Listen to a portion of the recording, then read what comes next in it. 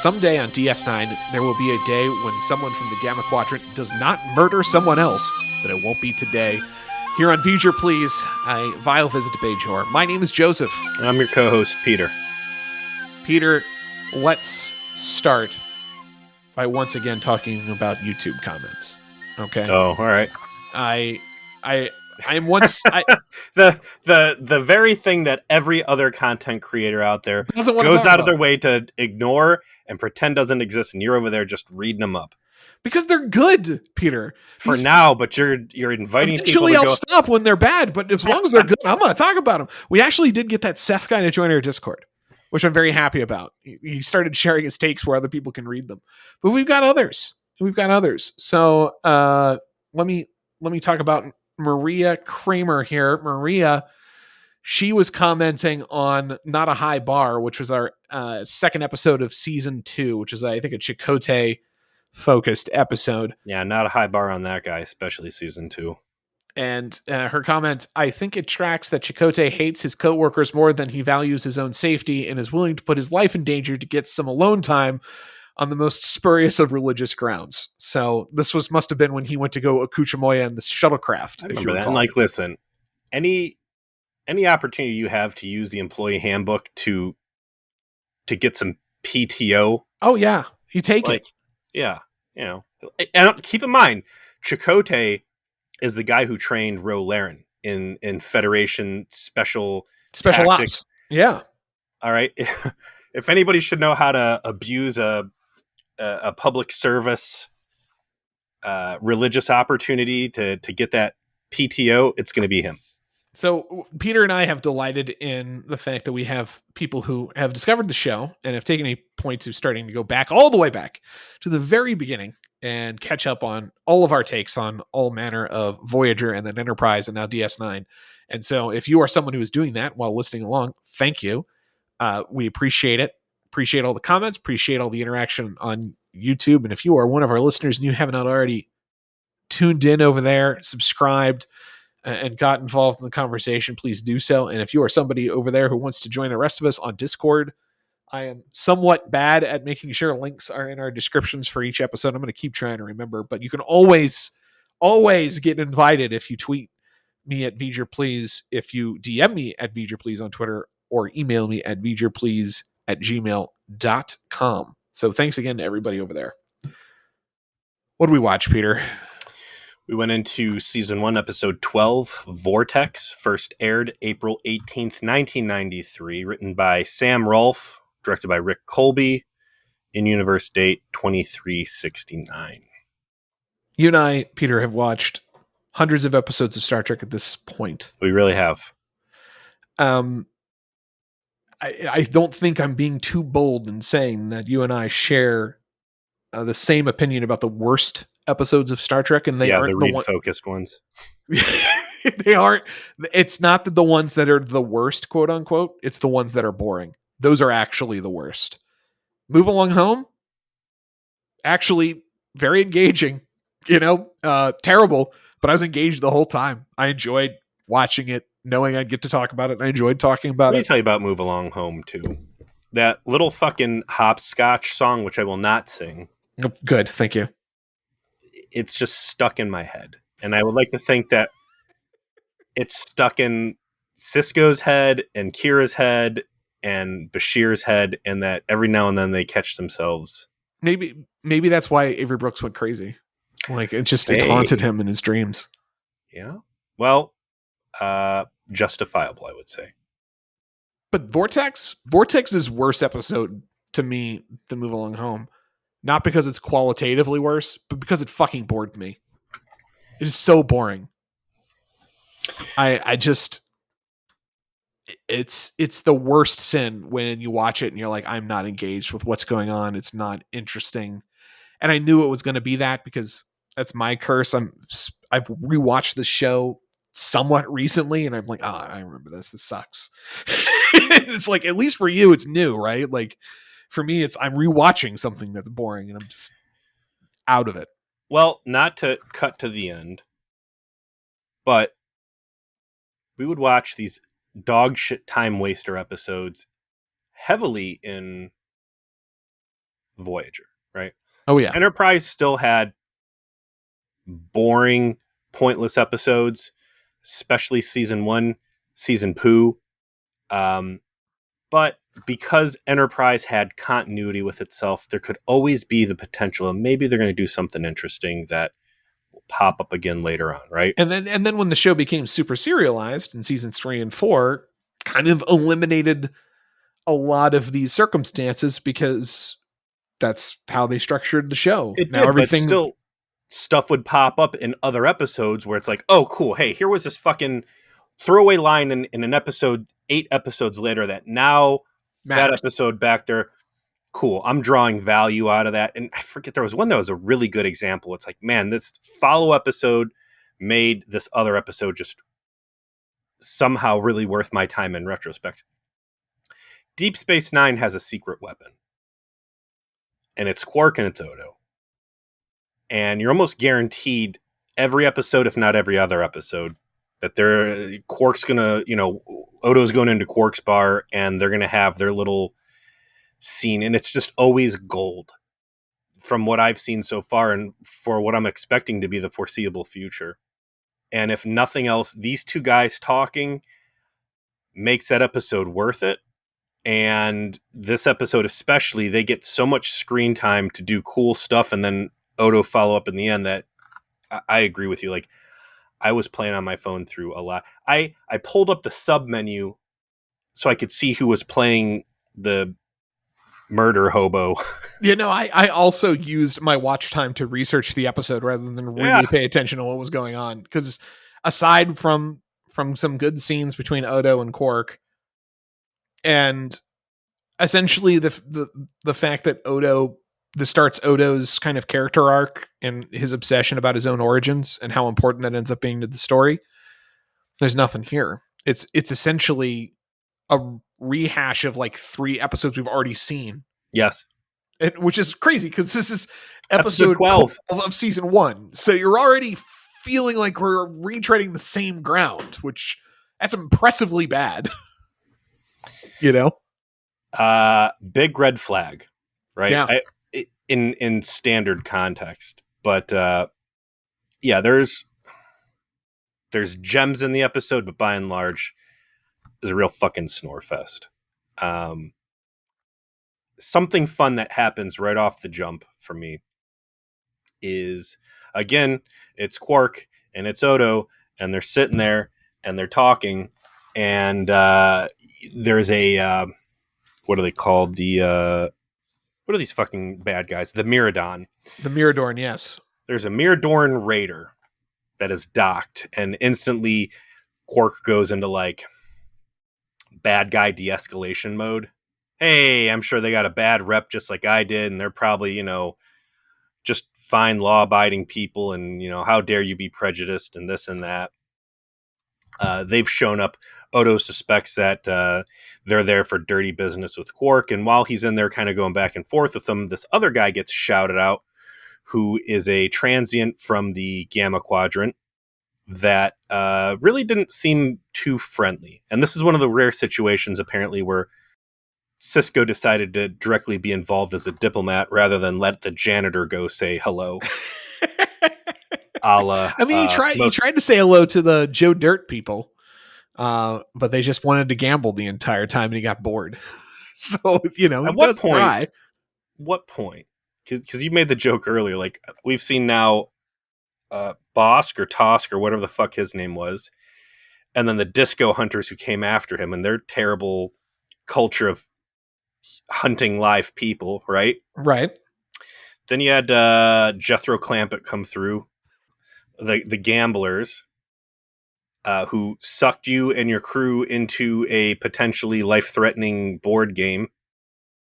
Right? I've seen some sessions of Monopoly get real ugly. Okay. But at least everybody stayed around the table. Nobody got de-energized into a fucking shoots and ladders game.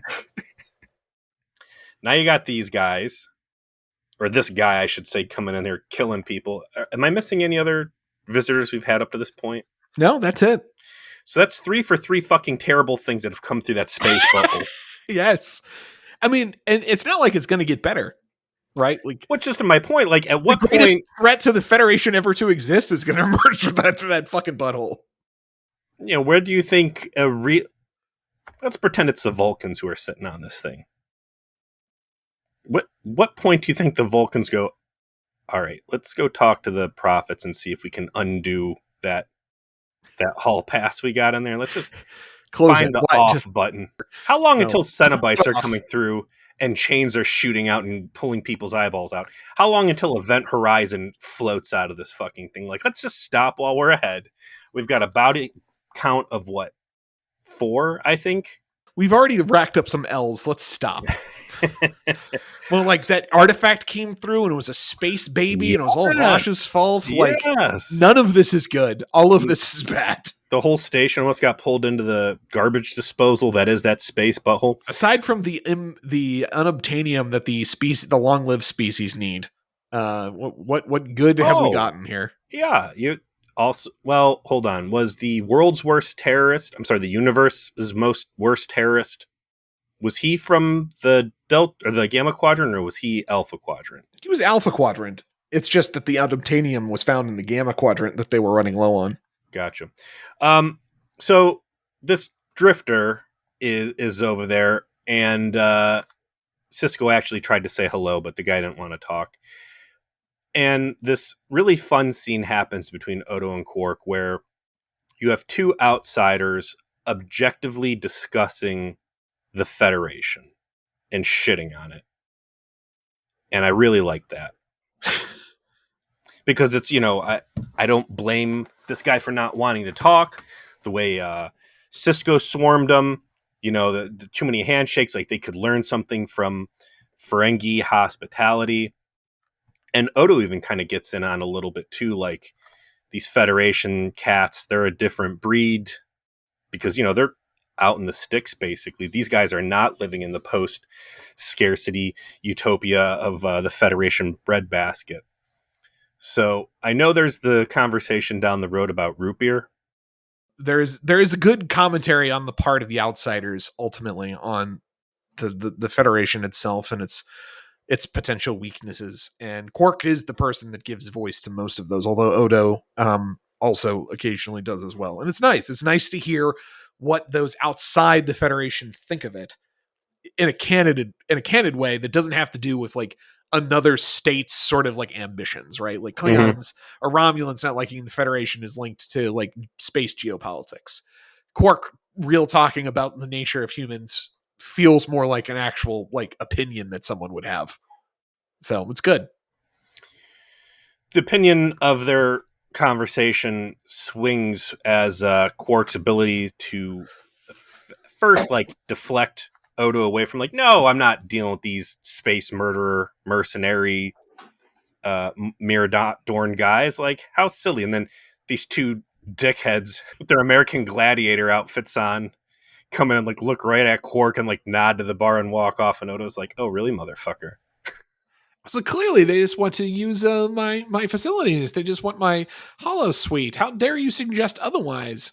Quickly, let us get my best liquor and go up there to greet them.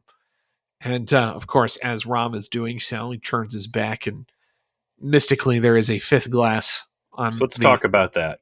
Yeah. I'm ready for some space physics. Because there's a lot. There is a lack of a firm rule about his mass and how it translates into other objects. Are we going to call that just non-Euclidean, I guess? Say what you will about the duffel bag, but at least the duffel bag you can kind of see like it had the mass, right? Sure, yeah.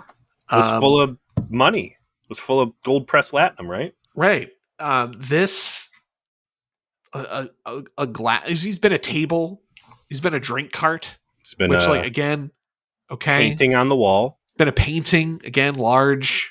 Could have been part of the wall too. Who knows? But when you're a fucking empty glass, I don't know that I could put in a blanket and crush down and have like maybe half a cup of glass once it's all been done, I'm arriving at the conclusion that season 1 Odo is just magic. Yeah. Especially later on when that glass gets thrown against the wall shatters, right? It's I was hoping when it got thrown against the wall, like they'd like blink cut to him. Like, ow! What the Like fuck? the glass hits and then it's him bouncing off the wall holding his ribs. But the glass shatters as glass and then melts back together, seemingly because he wanted to, and he becomes a whole ass person again. So very fluid rules with what his shape changing powers entail here. Yeah, and it's because they didn't know yet, right? Like, the truth is, at this point in the production of the show, they have not conceived of the origin of Odo. They know they're going to make that a story. They know it's going to have to do with the Gamma Quadrant. Mm-hmm. They don't know it's going to be what it's going to be. So you also don't have rules. Like, eventually we have a lot of rules when it comes to the changelings, right?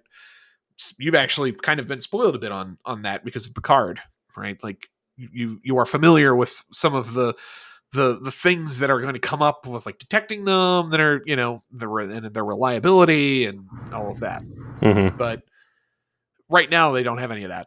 So he's a glass, and then he shatters and turns into a person because whatever, we can do whatever we want. It's our fucking show. Sure. We're making this guy up. Brought back into the meeting. Lo and behold, these mercenary guys are there to sell Quark some stolen merchandise, which a Fabergé egg, apparently. The Great. best acting chops I can say for Armin Shimmerman is that it's not acting through the prosthetics. It's not the character and the integrity and the interest he has brought into the trash Ferengi species. It's the adoration that he can shine and pour onto just the worst looking pieces of shit that the prop department can find. The man is good at looking greedy. The manta ray egg or whatever that magic egg was. Also, too, Quark, just fucking stop with eggs. It's all been bad so far. It's all been bad. Not a single good egg. I need the meme, and it's Frank offering Quark an egg in these times. He slaps that out of his head like, no. I do. You said it, and I did want to bring it up.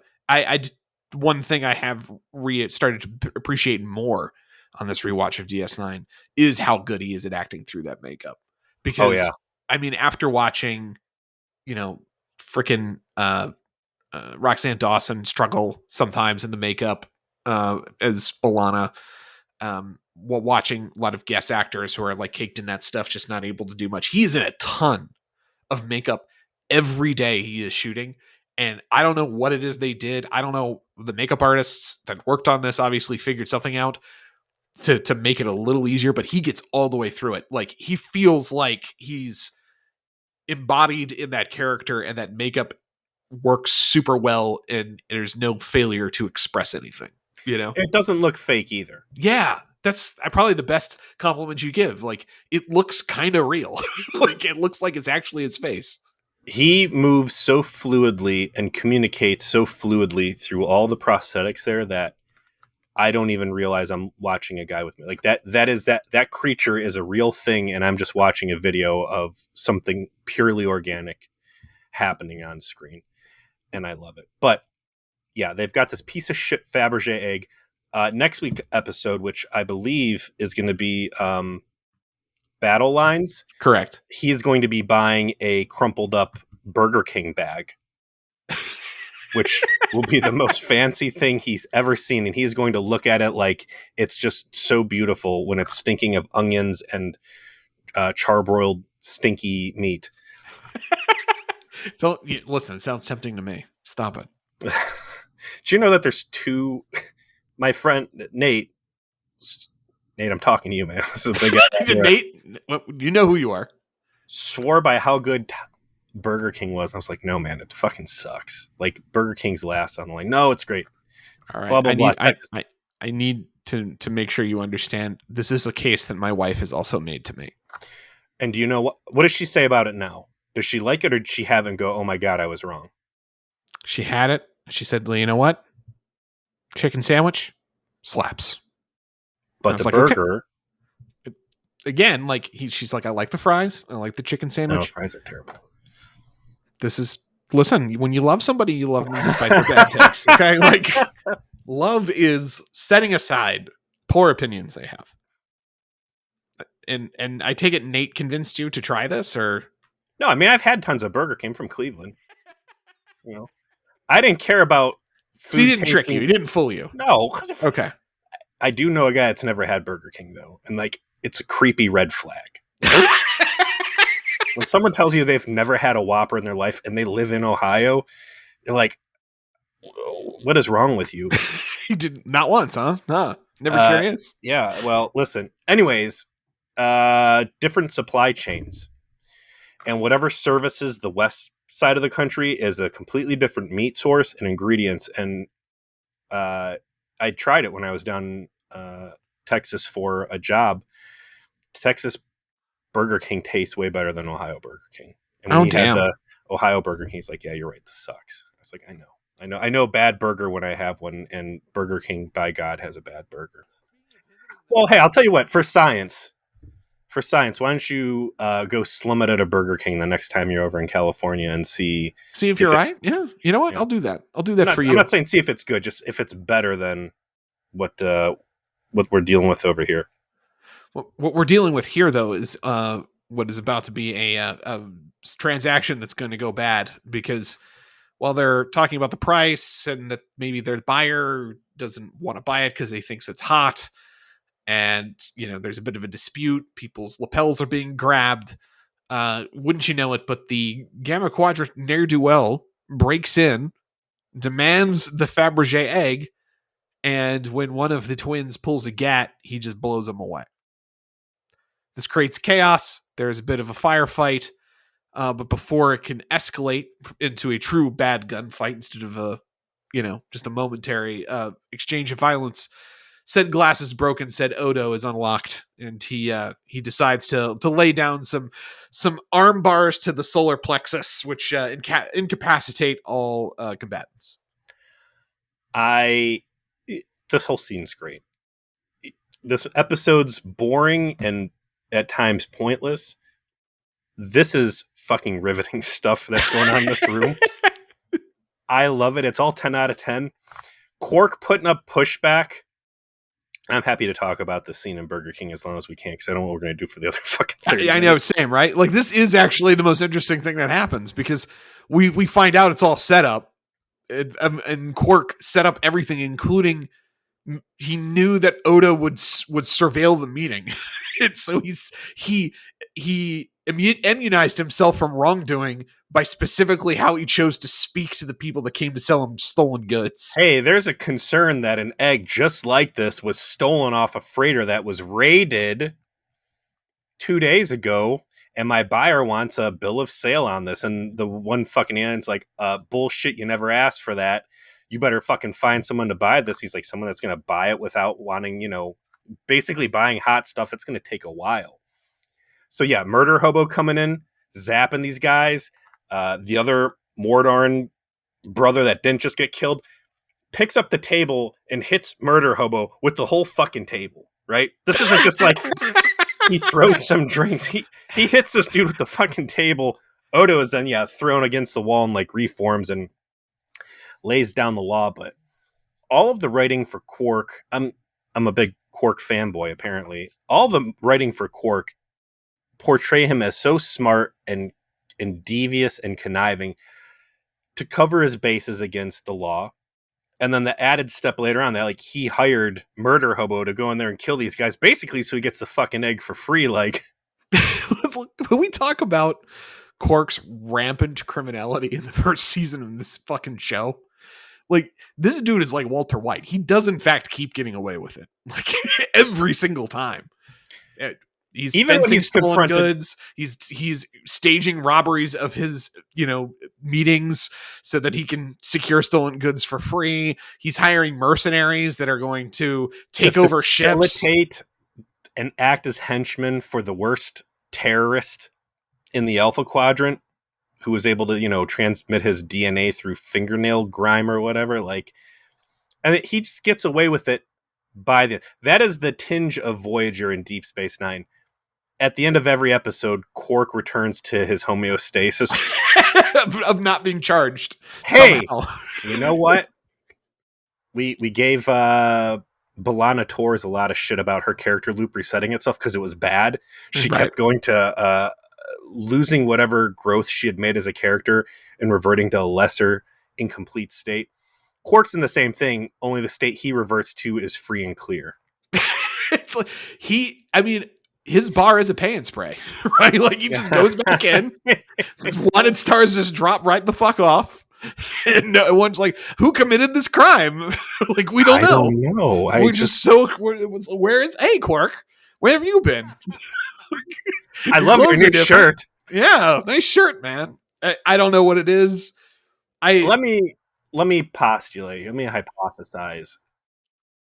Because it's ridiculous. The writing's too good for him to just slime his, not even slime, just I'm sorry, and 80s sitcom like smash cut his way out of this thing. It's like this one, you were accessory to a murder, Quark. You put the guy up to it. You gave him a gat. He came in. He fucking killed one of the guys. It's your fault. No one said shit about it. Back when Q was here, your bullshit almost got the whole space station pulled into the fucking space butthole and destroyed. You had me and my senior crew sucked into a board game because you were trying to cheat people. Because there's no gambling commission out here on Bayshore. They haven't set that up in the original government. So it has to be that Sisko is condoning his actions. Sisko, who blackmailed this guy to stay and says, I need a community leader and you need to be here for this space station to function. And I think very quickly he realized, like, okay, there's more to this guy than just a bodega and VR fuck den, right? Like, yeah, Sisko's playing at a level that the Nagus, the Grand Nagus, is playing at, and realizes I've got the welcoming committee to the Gamma Quadrant here, and this guy knows how to operate, and I can use him as a very powerful ally. And if that means I have to excuse him for his participation in the death of raiders and ruffians and mercenaries, so be it. The ends are going to justify the means on it. I need this guy doing exactly what he's doing and fully empowered to do so. I completely agree. And there's some indication of that, obviously, from the premiere of him realizing the value of Quark to him, at least specifically as a business leader on the station. But all of Sisko's actions moving forward do suggest at some point he had come to that realization as well of like, I'm much better off having the local ne'er-do-well kind of in my pocket as long as the victims of his criminality does not include any Federation members, right? Doesn't cause Bajor any problems. But if he's useful to me in other ways, and the scum of the Alpha Quadrant that roll in here are the ones that end up suffering, what do I care, right? Like, I'm operating a space truck stop. What do I care if some space truckers get knifed every now and then by these lot lizards? Right. That's life. I love all of the aliens that we're seeing in Quarks. Every episode, it's, we've got new aliens coming through that are like the main players, but there's a lot of just cool shit in the background. And I want to shout out, I love seeing it here.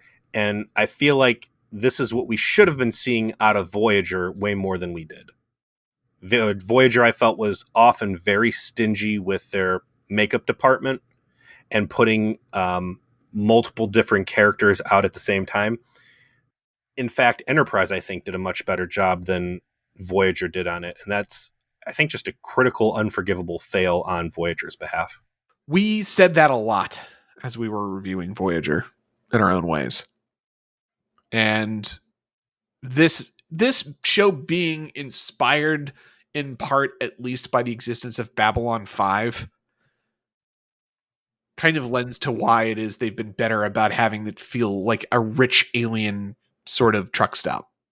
And because that's another show that sort of played into this is a place where a lot of different species gather, and we're going to play into that, and it's going to be a huge part of the show. That Babylon 5 made it the entire purpose of their show, and this is just part of it. But keeping up with the Joneses. Speaking of those aliens, I did want to make one mention of someone that becomes basically DS9's biggest in-joke, and we've seen him already a couple times, and we're going to continue to see him. And don't know exactly how many episodes he appears in, but it's probably a majority. And that's Morn. You've seen Morn Oh, in I the know Morn. Yeah, background. of You've been course. heard references to Morn. You know of Morn as a meme already. Sure. His design of his outfit, Yeah, he looks like a Muppet.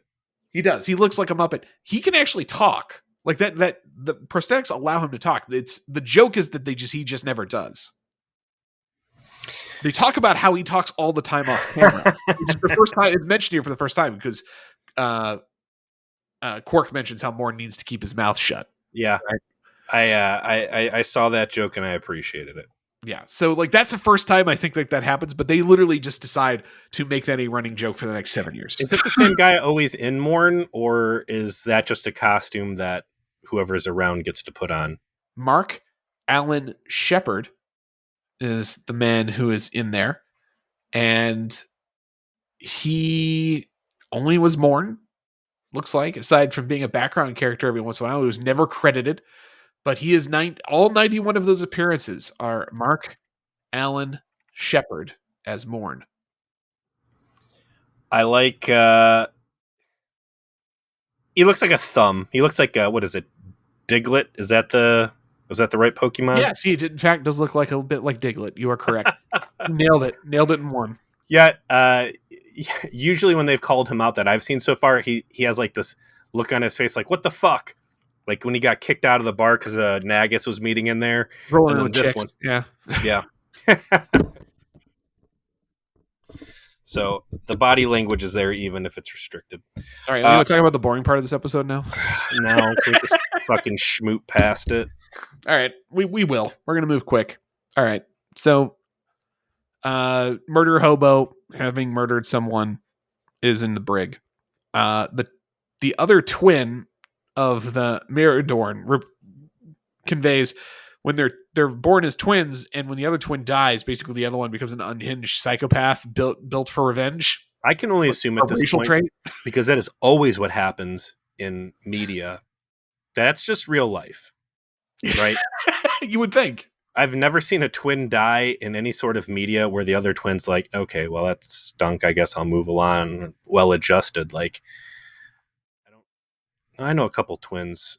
We'll have to kill one of them and see how the other one acts. Just to, try that out. We're gonna try that out there. Yeah. No, I mean the twins are well known in real life for having some sort of connection with each other that seems to go beyond what is rational. So this is playing into that in a more severe way. And to just to deflect from the boring part of the episode, when these guys first showed up, I almost got like a Binar vibe off of them. To your knowledge, did the Binar ever show up anywhere else, or were they just in the one episode of Next Gen? And I think they actually came up in Lower Decks. they did. They're in the Lower Decks episodes. That's the only other time I know of them. It's too bad, man. Showing up as part of Nick Locarno's bad guy confederation. I need more Binar in my life. So this other guy now, he's all hunched over and, pained and, for whatever we were just saying about Quark getting away with all sorts of nonsense and crime scot-free. Despite being administrated by Starfleet, Deep Space Nine clearly does not have any laws against menacing, terrorism, or threat of murder. Because this guy's like, point blank, I will kill this man. I will kill him with my own hands. My only goal in life is to murder this guy. I'm going to murder you. I'm going to murder him. I'm going to murder everybody. Jump back to the Next Gen episode, Birthright. We got Worf threatening to kill people. Like, that's just how you say hello on Deep Space Nine is, I'm going to kill you. I have 100% intention to kill you. I'm going to come in there by you, and then I'm going to try and kill you. And that's just cool. You can say it in front of the security chief. You can say it in front of the station commander. Nobody gives a fuck. Or Bajor. Maybe Bajor doesn't have a law about it. They were a bunch of terrorists. Maybe they think threats of violence is just how they communicate. But yeah. No response to that except go to your room. And they try to talk to the murder guy. And he's like, yeah, I did it. Whatever. He pointed a gun at me, so I shot him. Don't care. It makes himself not feel like a much of a sympathetic figure, but he does drop to Odo. He calls him a changeling. He suggests he knows things about them, that they used to be on their planet, and he can tell him about his origins in some fashion. And this is because he picked up on a conversation between Quark and Odo in the bar, where Quark basically mocks Odo for being alone and not knowing anything about his people. So you've got this emotional vulnerability assumed correctly by Murder Hobo. And, Odo is not a complete character. This is not Tuvok. Tuvok put up with a lot of bullshit, and he always kept that stone face. Nobody could really get a leg up on him. Odo is very emotional and I think very easy to manipulate outside of his prime directives. Odo's key weakness throughout his entire characterization on DS9 is specifically this, which at least I credit for being consistent, which is he is desperate to know what he is. He doesn't know. He has no idea what he is, aside from what he can experience for himself. He has no sense of his origins whatsoever. He doesn't know why he's sentient. He doesn't know where he comes from. He doesn't know if there's others like him. He is a tabula rasa. He is a blank slate. His name is literally nothing in Bajoran. So, yeah, it makes sense that this is the thing where if someone comes with credible information about what he is, that's where he has a weakness to maybe I'm willing to do things I wouldn't otherwise do to be able to get that information. And it's relatable. It's something that anybody in that position would probably do. So it's the one interesting thing that this episode does is it introduces this concept. Odo's obsessed with finding out about his origins. And from there, we have a pretty stupid story where Cisco schleps into the Gamma Quadrant, finds this group, this race's planet. They're just assholes because everyone in the Gamma Quadrant is an asshole, and basically say you should give them back, and I'm going to use very specific language that triggers your freaking prime directive alarm that you've got to come and get him, bring him back. Cisco goes back to DS9, is like, well, I guess we're giving him back. Bajoran said we can. Odo, why don't you go handle it? You're the security chief. Just get run about and take him back. Which happens to be exactly what Odo wants because now he gets to take this guy back in the hopes of some sort of reaching some sort of colony that he claims exists of changelings that he can interact with. So let's put up the right circumstances here, okay? Surviving Wonder Twin was told to get off the station. Oh, he did what anybody who's angry at Odo does. He brings a lynch mob in front of to his station. Yeah, like, sir, there's a bunch of people outside your station, one to your office trying to kill you again. And what? Same season, first half of the same season? Really? Okay. So Cisco's like, hey, guy who's threatening to kill people, why don't you go back to your ship with guns and you wait there, but don't leave because we got to figure this out. You're still wanted for stealing this egg. Hey, Odo, I want you, who very clearly do not have the strongest operational knowledge of the ship, I'm sorry, the space station or the ships as evidenced by the Babel, too early for space gibberish episode. You're going to take a runabout and you're going to go drop this criminal off at his planet through the wormhole. You're going by yourself, by the way. And also the ship I'm putting you in is worse than the ship full of dudes who want to kill this guy. Correct. And then Odo's like, well, hey, I've noticed the Federation security guys also seem to double with like tactical bridge shifts. Can I get Private Porkins with me? Constable or security. Oh yeah, Lieutenant Porkins. Yes. And then Cisco's like, I don't know who you're talking about. I literally have no idea. That guy doesn't exist anymore. He's just fucking gone. You're going by yourself. I know this is a space station full of people, and this is apparently a big deal. I just want you to go out there with your ass hanging out for reasons. Odo doesn't suspect any wrongdoing or any sort of plot to kill him or anything. And they come up with a super safe plan of, you're going to take off when this other thing takes off, and we're just going to assume the guys trying to kill you aren't going to see you. And it works pretty good, and they zip off.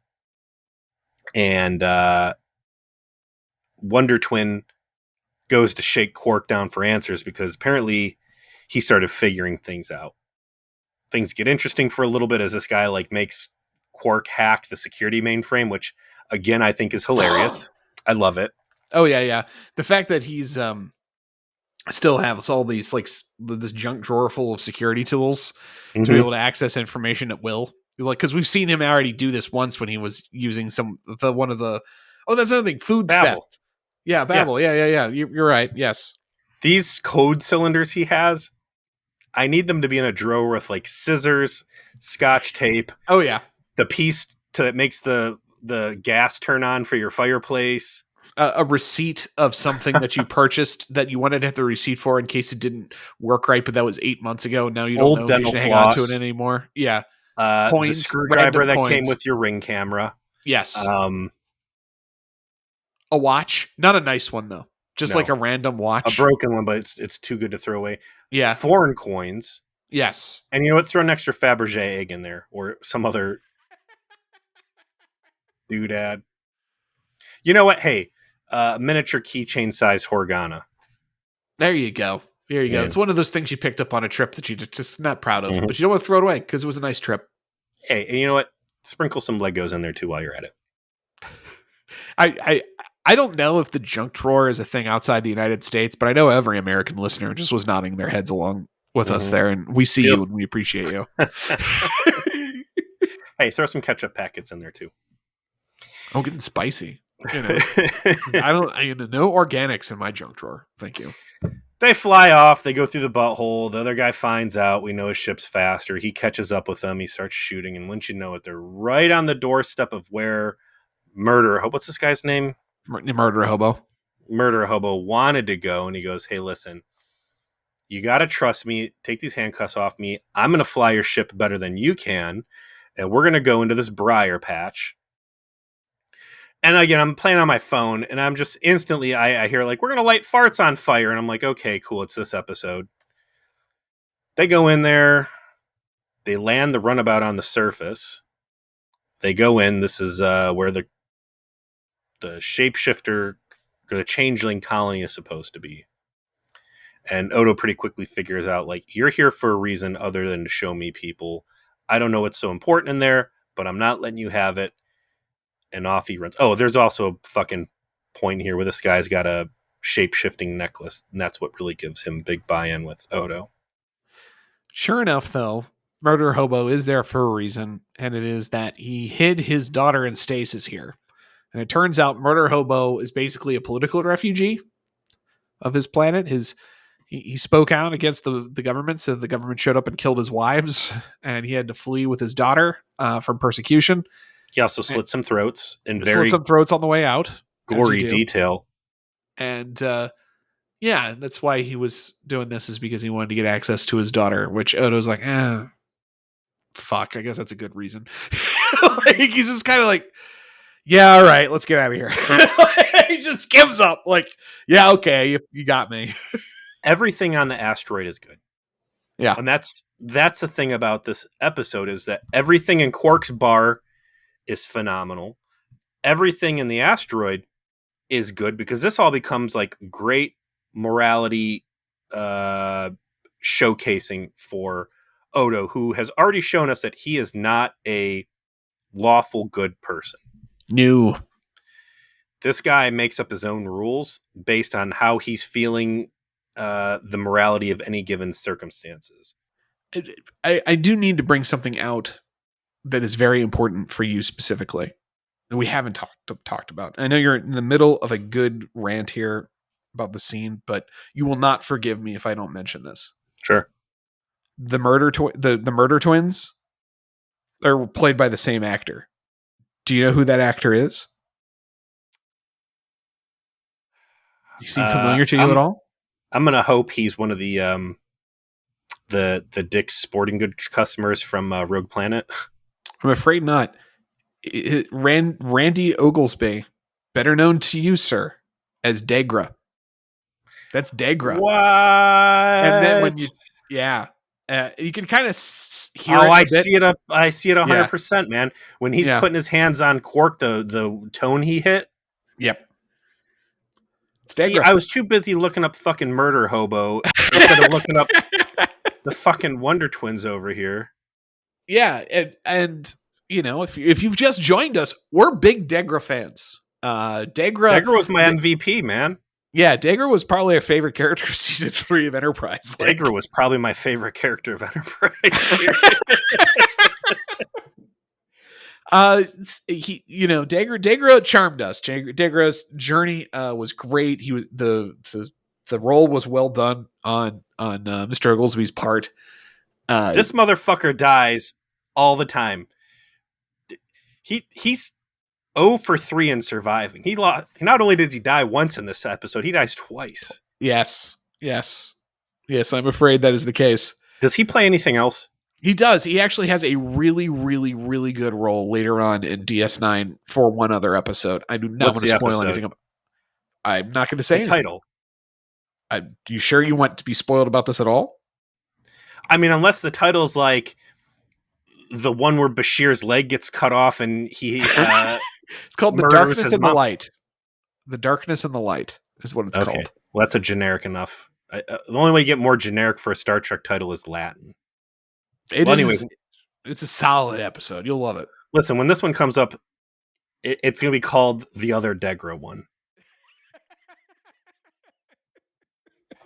I'm going to call this episode Bonus Degra. Bonus Degra. Yeah, no, that's we've got it. That's the title. I'm glad I don't have to ask you on Tuesday what the fucking title of this episode is going to be as after I edit it. No, we already know it's going to be Bonus Degra. There's nothing else good about this episode other than Degra. You've got this huge swath down the middle of just boring shit. And if it was just the opening bar scene of Quark's dirty criminal enterprise, and then this morality cluster for Odo at the end, it would have been a really strong episode. Because what happens is, you find out like this murder hobo has a pretty legit sob story by Federation standards. Sure does. This is the most jackbootiest of jackbooty planets he lives on, where we silence people by killing their fucking families.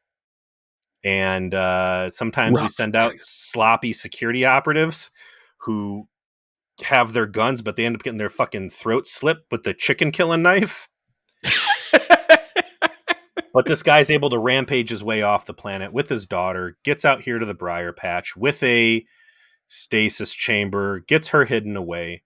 I'm a sucker. Anytime we've got kids in the stasis pods, the Vaudoir episode, I believe that was another one where, we've got a lot of family members saved behind, and it's like sins of the father and all that other stuff.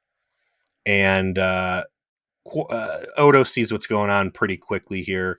Wouldn't you know it, there's already kind of been a cave-in, and now that Degra's up there shooting at the fucking planet with his spaceship, more rocks start falling. And while Odo can live through having a morning star thrown through his face and being thrown against the wall as a cup that shatters and breaks his physical form, which if I was writing for what the physics of a changeling is, I would think that anything that shatters or breaks your physical form, like that's how you do ag, right? Right. I would agree. That's the real damage. Like, you've cracked the form. Now it's ugly. But one good space rock from the ceiling busts him in the back, knocks him out, and he is done for.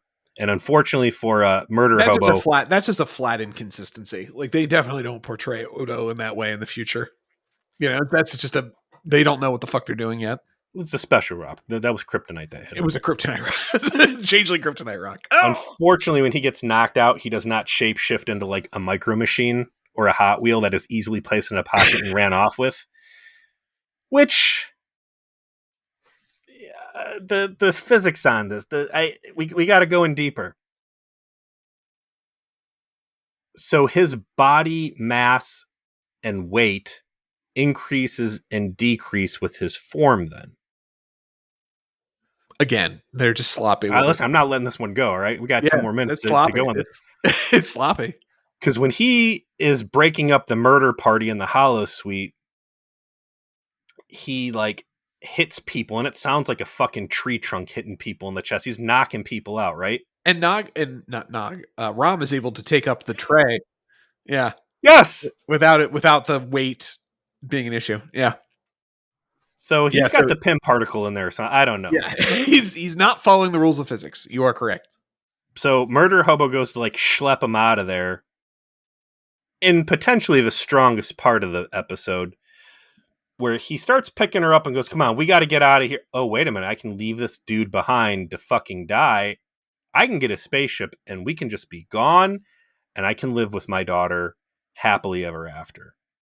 And he puts her back down and then he's like, "Come on, honey, we got to go." And she's like, "What's wrong, daddy?" And he's like, gets him back over his arm and goes, "All right, nothing's wrong.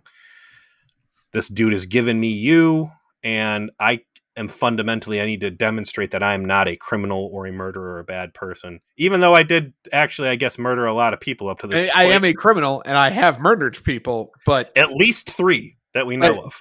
but his stance is all of my murders have been justifiable homicides, right? Like I killed the 2 fucking state apparatchiks that killed my wives.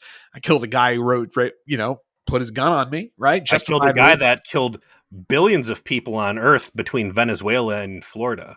This Degra guy. Millions, but yes. Killed Degra, deserved it. And yeah, I this wouldn't be justified though. This would be me leaving a just man to die, and I can't do that. So I'm going to take him back to the runabout. And I And can't do that in front of my daughter either. right, I'm a good space dad. Or if I and wish you were looking at me right now. they zoom off into an extremely flammable part of space.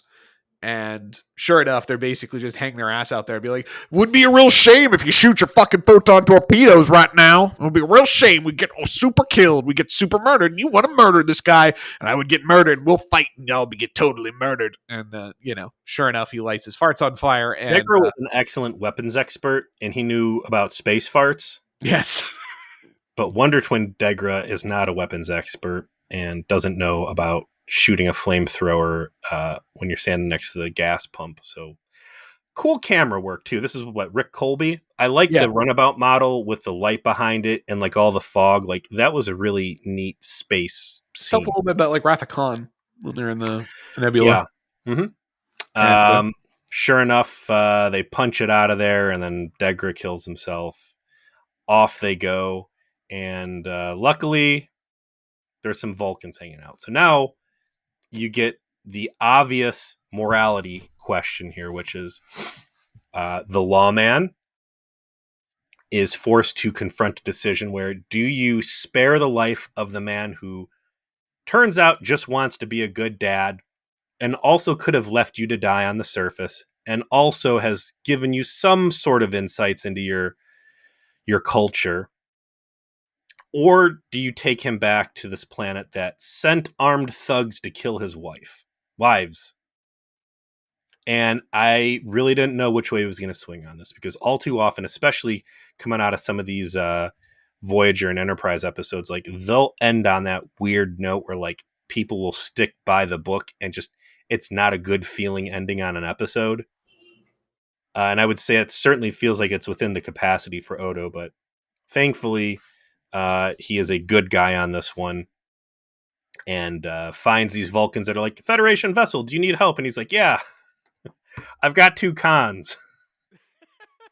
I'm sorry. I mean, I've got survivors from a ship that I don't have any further information on.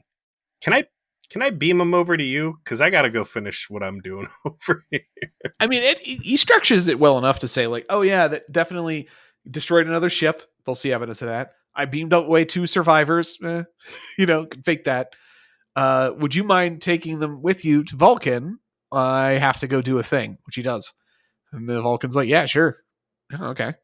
No problem. We're already headed that way. So yeah, beam them over. It's fine. Cool uniform on the Vulcan. And Yeah. that's something I want. I want more Vulcans in Deep Space Nine. I want not Starfleet Vulcans. I want Vulcans doing Vulcan shit. I'm fiending from where we left off in Enterprise, and I want to see more Vulcan culture here, unfiltered by Starfleet standards. So, yeah, Odo does the good guy thing, and then off he flies. The episode doesn't decide we need to see what he's going to actually tell Sisko. I think Sisko has really shot himself in the foot by letting Miles O'Brien get away with literal murder the last time they had an interaction with the Gamma Quadrant species. Like, just ignore all the rules, man. Gamma Quadrant people are not real people. We don't need to respect their rules, and we can just do as we please whenever we please. So when we next check in on these guys are going to get to do whatever they want, wherever they want, how are they going to be doing it, and where are they going to be doing it? We're going to be going into season 1, episode 13, Battle Lines. There's Cisco standing in front of some sort of Mad Max shit. I see guys with garbage on their head, and they got axes. A runabout carrying Kai Opeka crashes on a planet of eternal war where it is impossible for the combatants to die. Boy, this seems like a retread. This is probably the first time we're actually going to get more of what's kind of a key plot point, which is, oh yeah, Cisco is the Bajoran religion's like Jesus. Like, oopsie daisy, or at least a prophet, right? Like prophet, small p. So we haven't touched on that since you went on his mystic quest. Yeah, and got his ears felt up. So I'm looking forward to her being like, tell me what progress you've made. How many World of Warcraft style quests have you achieved? How many bandit scarves have you collected? how many boar skins have you collected? Have you leveled your professions? Yeah. And then Cisco's gonna be like, oh, we're still doing that? Well, we're still doing it. We're still reviewing episodes of Deep Space Nine, but that's not all. We have a Patreon. On that Patreon, we typically review movies. Soon, we will be reviewing Voyage Home to complete the Genesis trilogy as our present endeavor. After that, I think Peter and I have discussed doing a review of Fallout, the television show Fallout, that was on that premiered on Amazon Prime earlier this year. Yeah, we still got to do that. Yeah, we do. So if you would like to get in on some of this Patreon content, you can reach us at www.patreon.com/feature-please. We have a thank you in the form of a review of Tank Girl that we have never allowed to see the light of day outside our paid customers. Yeah, that's a thank you for everybody who's not paying, as we keep that away from you guys. So you want to listen to Peter and I lose command of our faculties over the course of an hour trying to describe that movie. That is special. And then everything that we do that's kind of a Patreon specific, we do eventually release, but many months after the fact. So if you want to get our views of Wrath of Khan and Search for Spock earlier than everyone else, few bucks a month, we appreciate it. It helps defray all the costs of bringing the show to you. And thanks for listening. We will see you next week.